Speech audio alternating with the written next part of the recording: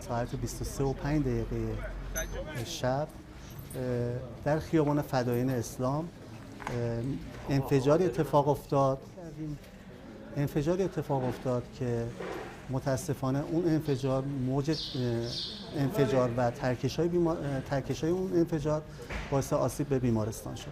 بیمارستان روانپزشکی دلارام سینا تو خیابان فدایین اسلام واقع شده.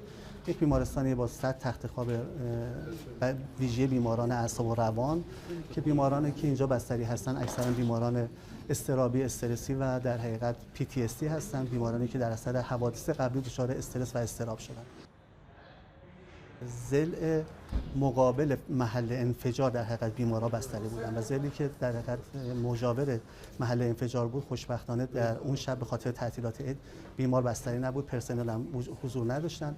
ما در اون شب 30 تا بیمار بستری داشتیم که به خاطر شرایطی که ایجاد شده بود برق بیمارستان قطع شده بود، تمام شیشه ها، پنجره ها، درها خورد شده بودن، دیوارا تعداد زیادی از دیوارا فرو ریخته بود، ترکش‌های متعددی به بیمارستان خورده بود. شب بیماران رو به بیمارستان دیگه منتقل کردیم. ولی بیمارستان به خاطر